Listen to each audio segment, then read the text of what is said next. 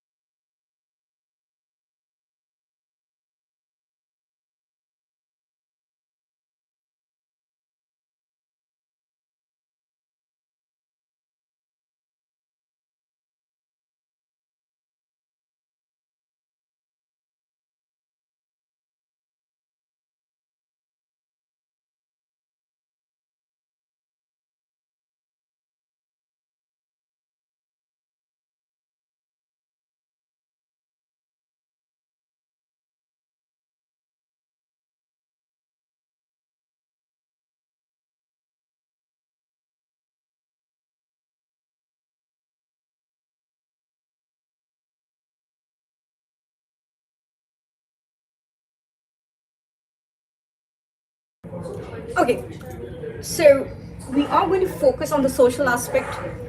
Rather, it is particularly based on not.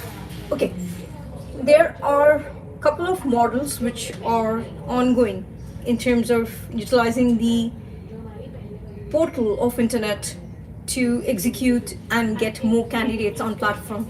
So one way always has been launching apps on the app store, have this number of downloads, have the reviews, and that is how most of the, I would say, these business entities were taking up funding from international resources. However, most of this input data was fake. So it's like half of the businesses, or I would rather say 90% of these businesses, are helping each out, or they're reaching out to each other just to create that falsified data set. So that is totally broken. So the app model is totally broken. However, tokenization itself should be understood in a manner the way it should be understood. Right now, there's a lot of buzz around rare metals, gold, silver, and the like. But how many folks understand the understanding that actually gold, silver in a chemistry lab or laboratory, you can actually manufacture it. You don't need to purchase that much from the market. It's already there in these devices. And these devices which are part of the circular economy, there is plate of gold, there is plate of other metals, and these metal itself, once extracted, the value of the device doesn't hold any value because it is the value of these metals and the rare metals. But I'll just stick to the understanding of how the reward system can work for the networks. They can be different networks. The one I'm inventor of, that's Impala. That's another iOS altogether, and that's work in progress. Eventually, the timeline I'm looking at right now is, right now we are just like, honestly speaking, 2025 is like we have said bye to 2025. It's already, we are in 2026 in our heads. So at least first 100 devices or whatever we launch, that would be, I mean, somewhere in the year 2027, 28. That's the timeline we are looking at. Okay, let's get back to this understanding of network-based reward system, particularly from the standpoint view of creating a very, I would say, a core which has the elements, the parameters which makes the core much more stronger in terms of it has to be faster than light. So that's my understanding, or 25 cents of what I understand over the span of experience of what I have gained at a global level. Okay, so the very basic way of the understanding has been advertisement. It always advertisement. If anybody has gone through the MBA classes, whether the diplomas or whatnot, the basic crux of any business model is either the candidates are paying some kind of voluntary payment, or you have the advertisements to run the business model, because there are a lot of overhead cost involved in setting up a model and utilizing the other resources, whether it's the electricity, whether it's the human resources. So there are miscellaneous cost involved in running any kind of business. There are businesses, or I would rather say, particularly in the context of India, in Taiwan cities, the most educated businesses, they are running on losses because they have no understanding of the real estate. In terms of somebody owns a piece of land, that's, I'm talking about not the virtual, I'm talking about the real piece of land. They're not taking into account the cost of the land when they are providing the services, just because they own the land. So that is something I have been trying to resolve in multiple ways by performing human capacity building, but still I have failed miserably in that sector. So I have been doing human capacity building for almost all sectors, particularly concentrating on few of the professions. But what I have seen is when somebody has these fancy degrees with them, these candidates are not in a mindset to take up and understand that they need assistance with human capacity building to understand the protocols of World Wide Web. They think it is just a medium to scroll reels and the others, which personally I believe holds no value when we are trying to create the data set of small language models, which makes any sense for the learning pattern at the back end from the admin point of view, because fortification also is not required. We just have to chunk out those data, and it's very easy, just having these profiles and dividing it. But the I would say the unicorn question, or today now we are talking about camel, be like a camel, not a unicorn, or I would rather say any animal of the animal kingdom. Real life is really different in terms of when you're utilizing the World Wide Web to perform anything and everything. So this particular tagging of online advertisement is under G06Q30/0277. Now, any kind of reward system is a kind of an architectural framework of payment in terms of fiat currency or USDT, perhaps. Now, after the language of English, obviously the universal language is English, there's no doubt about it, and folks and operators and the countries who are trying to push the regional languages, that is not going to solve the problem. In terms of the learning of the internet, the learning of the models has to be in English, because a same sentence spoken in different languages, it means different, it gives a different understanding to the candidate who are part of the discussion.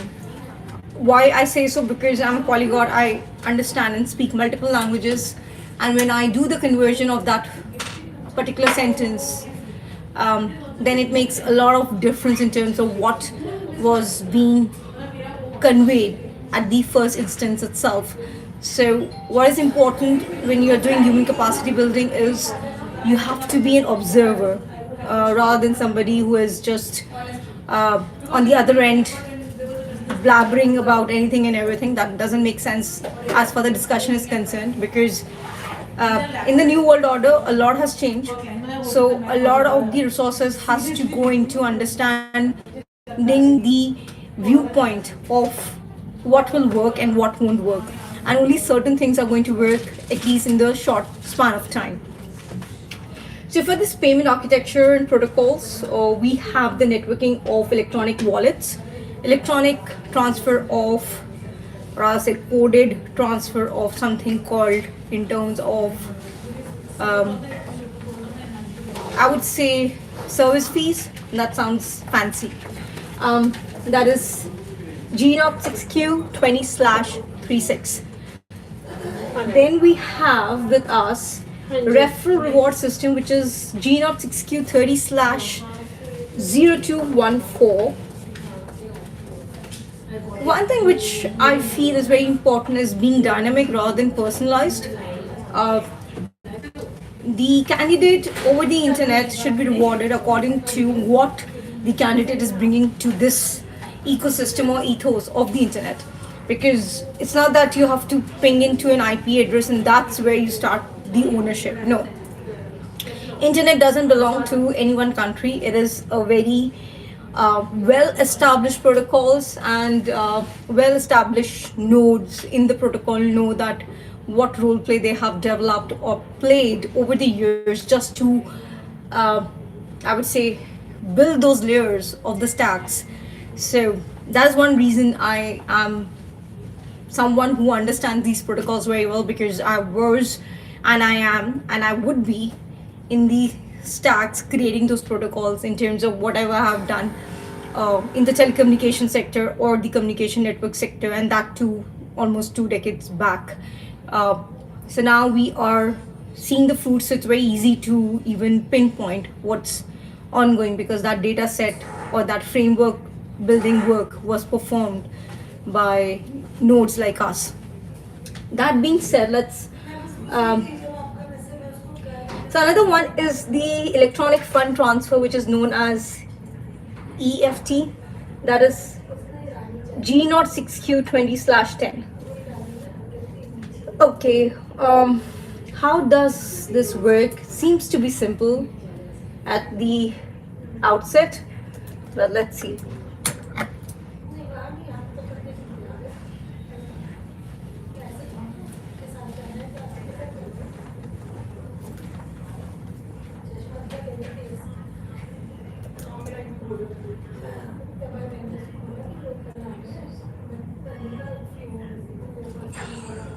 Okay, so this is one of the use case studies, and perhaps one can just perform it and see how does it work for whatever the problem statement one is resolving. I personally am looking at the SDD goals. Although they are 17 number, which is well established, I have already written till 999 plus plus. It's just that I'm skeptic, whatever the word may be, how to put into the format I wish to do, maybe in coming years. So what is being done here is from any of the post. The post can be in any of these mediums, whether it's an audio, video, even what we are discussing here, it's a post, right? Now, first is pulling up or retrieving the hyperlink. Second is fetching the underlying content. So before showing the content to the candidate who is at the other part of the world through any of the devices, injecting an advertisement which is based on the profile of the candidate, the social network record, the hyperlink itself, and the content, and record that. So it's like counting the impression kind of stuff. So what are we doing is monetizing the outbound clicks from a networking platform by inserting that ad and paying the fourth party. For example, it could be the curator or the linker, an affiliate network, or an ad tech intermediary for the verified impression. So for the longest time, this model was ongoing and it worked very well for the test case studies post 2020. But this ought to change, because all these advertisements or all these produce which are being manufactured by just white labeling, there's so much of good chaos for the I would say for the candidate, where the candidate itself is a consumer. In some aspects, how much you need for your survival, that's the question you need to answer. I mean, how many of what item numbers you need just to execute or live a life which is fulfilling.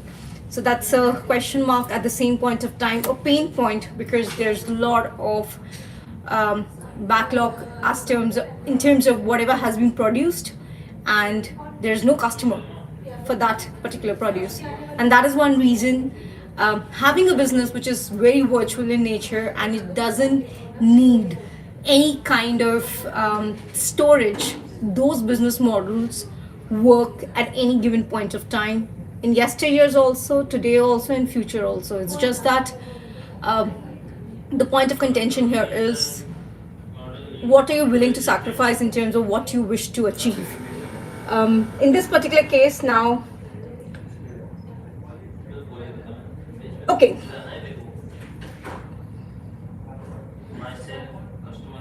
so this arrangement of the whole advertisement can be done on a blockchain, which is a public ledger. And for this public ledger to work, it can be a new coordination of peer-to-peer coding in terms of, I would rather say, just take an example of a bank. When you have to log in, and for the login, I would say Deutsche Bank is good in terms of their interface. I like their security parameters is good enough for the starting point. HDFC, good enough. IDFC, good enough. However, what I feel is, if we add one more layer with the social media post, because right now if somebody is trying to get a visa before US, you have to provide the social links, you have to provide your extended family members details, the links and everything, which I believe if these countries are doing, why can't we, when we are creating business models around it? And perhaps I used to do it, but my way of working for one sector, which is service based, is very limited, because I am not serving anyone and everyone. It's a very, very close group of net worth individuals, enterprises, and companies with whom we work in very close collaboration. And for rest of the world, we don't work because luxury, the word luxury has to be understood. People don't understand. If luxury is available to everyone, then there's not, the word luxurious cannot be even coined for that kind of service or product or interface of both. So that's what I wish to discuss. I think the rest I'll put into article format maybe today or tomorrow, or perhaps in coming days. So thank you for hearing us out. Have a great day ahead. And yes, please keep sending those DMs, and that makes our life easy in terms of just understanding the current scenario with the real data set. Thank you for watching this out. Have a great day ahead.